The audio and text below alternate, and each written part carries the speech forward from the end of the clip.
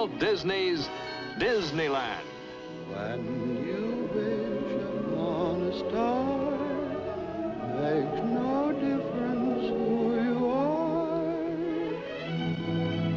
are. Each week as you enter this timeless land, one of these many worlds will open to you. Frontierland. Tall tales and true from the legendary past. Tomorrowland. Promise of things to come. Adventureland. The wonder world of nature's own realm. Fantasyland. The happiest kingdom of them all. And this week from Fantasyland presenting A Story of Dogs.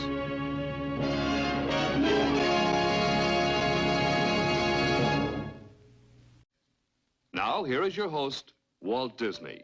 Our first dog star was Pluto. A lot of you probably remember Pluto, and right now I want you to meet the stars of our latest dog picture. Lady and the Tramp. Now, Lady and the Tramp has really been a fun picture to make. I remember another picture as being fun to make. That was Dumbo. Now, Lady and the Tramp has that same quality. It was an original story to start with, and as we made the picture and got to know the characters, we kept getting new ideas.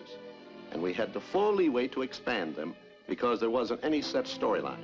Now, that's what I mean by this being a fun picture. Now, we've had a lot of requests from people who want to know how we put our pictures together.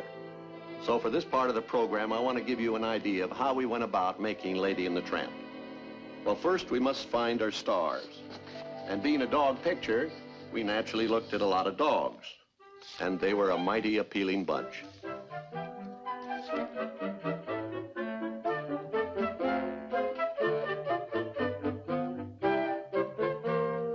Almost any of them had what it takes to be a star. But we finally decided that this little charmer was the perfect choice for Lady. And that this fellow was far and away our best bet to play the Tramp.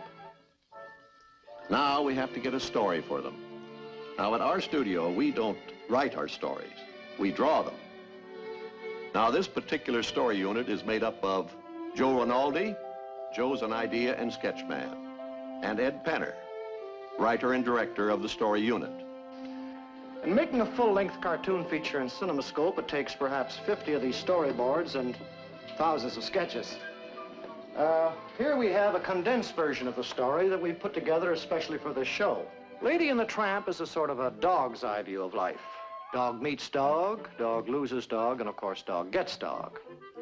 As the title indicates, our principles come from widely separated walks of life. Lady, who lives in the better section of town, is a refined young cocker spaniel who takes her household duties quite seriously, for she's been coached in all the niceties of canine etiquette by her two neighbors, Jock, an elderly Scottie who's rather inclined to judge other dogs by the length of their pedigrees, and an aging bloodhound named Trusty, who unfortunately is losing his sense of smell. Across the tracks, far from the Kennel Club set, lives the Tramp. He's an all-American dog, a mongrel, and a rugged individualist, for he wears no man's collar. As the Tramp puts it, when you're footloose and collar-free, you get nothing but the best. It's a new baby that brings these two together, for when the baby arrives, Aunt Sarah moves in, bag and baggage.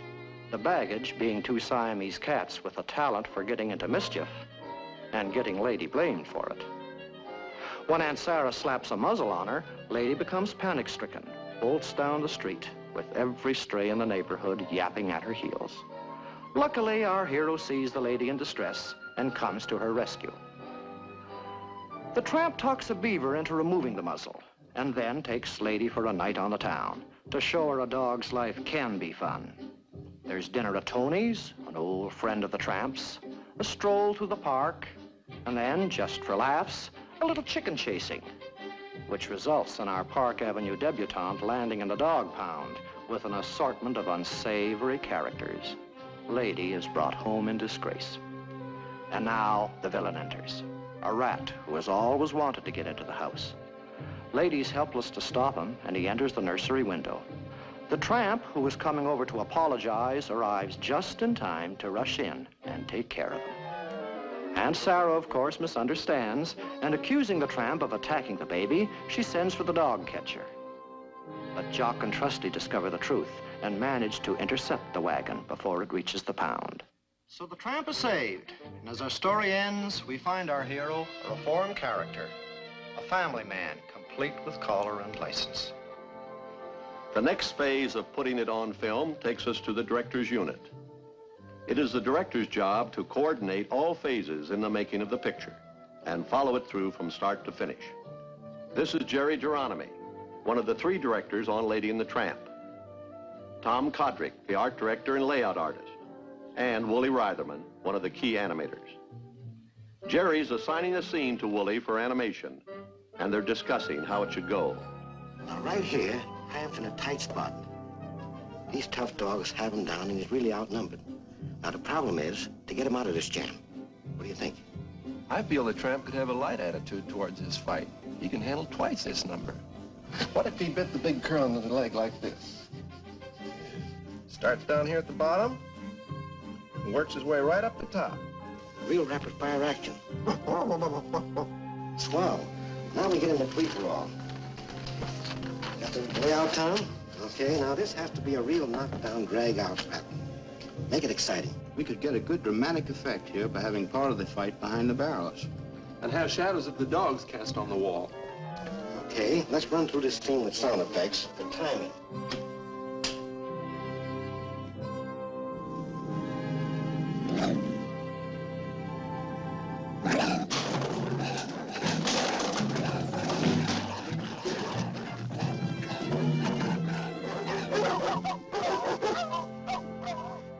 Well, that's how a director plans a scene with an animator and layout artist. Now our dog actors have to be made to talk.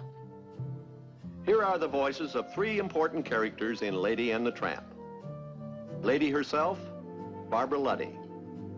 Jock the Little Scotty, by Bill Thompson. Old Trusty the Bloodhound, by Bill Baucom. This particular scene is being directed by Ed Penner and Wilford Jackson. It didn't hurt, really. But Darling has never struck me before. Now, Lassie, do not take it too seriously. After all, at a time like this... Why, yes. You see, Miss Lady, there comes a time in the life of all humans when, well, as they put it, the birds and the bees, the stork. What he's trying to say, Lassie, is Darling is expecting a wee bairn. Bairn? He means a baby, Miss Lady. Oh. What's a baby? That's good. Say, Barbara, Yes? that line of yours, what's a baby? Just repeat it several different ways, will you please? All right. Okay, roll it. NW 2062, take 2. What's a baby? What's a baby? What's a baby? What's a baby? This is Frank Thomas, one of our key animators. He's making the drawings that will animate part of the dialogue scene we have just heard recorded. He's not just making faces in the mirror for fun. He's mouthing the words as he hears them. Then he sketches the position of his mouth so that the character he's drawing will appear to be saying the words.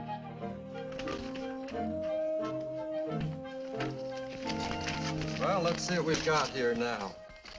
By flipping these drawings, at the same time we play the record on the playback machine, we get a pretty fair idea of what we're going to see on the screen. I'll show you. What's a baby? What's a baby? Now, here's Trusty, the old bloodhound.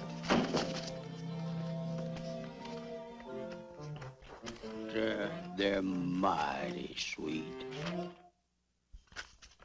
And here's Jock, the little Scotty. And very, very soft. Let's look in on Milt Call, another of our key animators. who's been teaming up with Frank Thomas on Lady and the Tramp right from the start of the picture. Right now, Milt is drawing the Tramp, who, of course, is our hero. He's going to show you how he and Frank developed the character of the Tramp. Well, first we thought of the Tramp with one black eye. Thought he'd be kind of cute. Sort of a tough little guy from across the tracks. But he didn't have a certain debonair quality that we thought the character should have.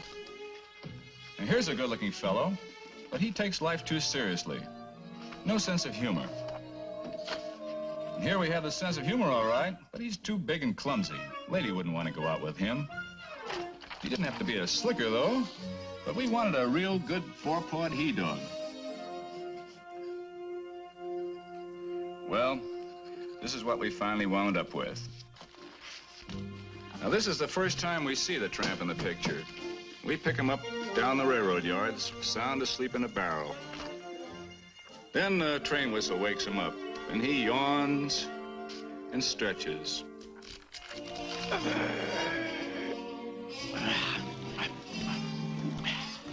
He goes over to the puddle of water, takes a drink, then he takes his morning shower.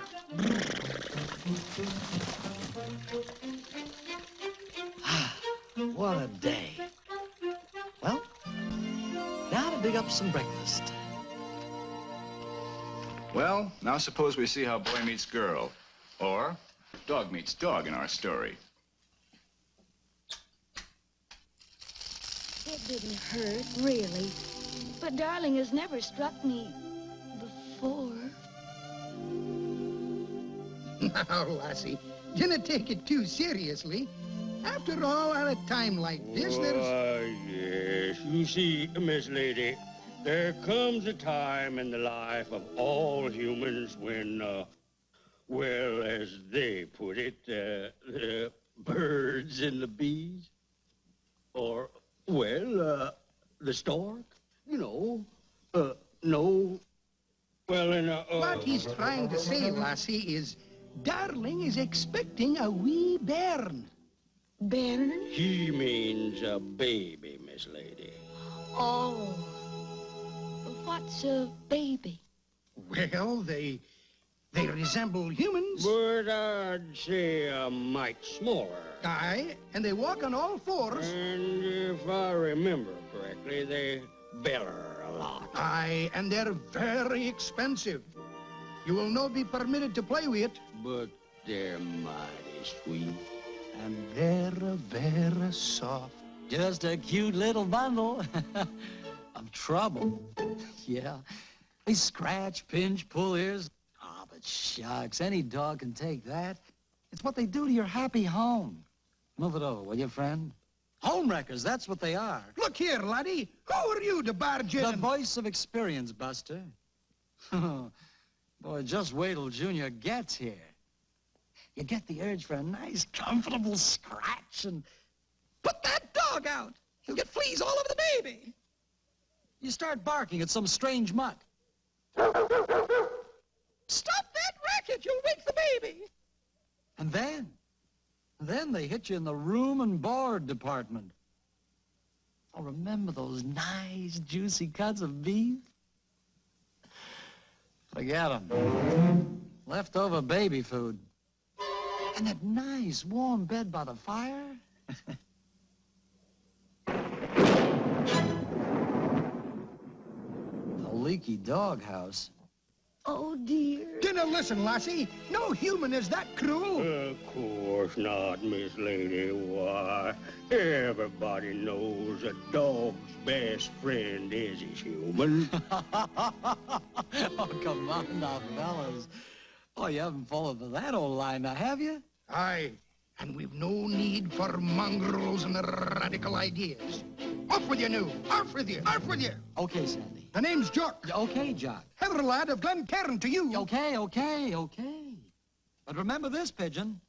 A human heart has only so much room for love and affection. When a baby moves in, the dog moves out. You have seen how we make the cartoons move and talk. Now, like all actors, they must have backgrounds to work in. These painted backgrounds are the equivalent of the sets used in live-action motion pictures. The background painter is guided by the layout, which shows the scene in detail. This is going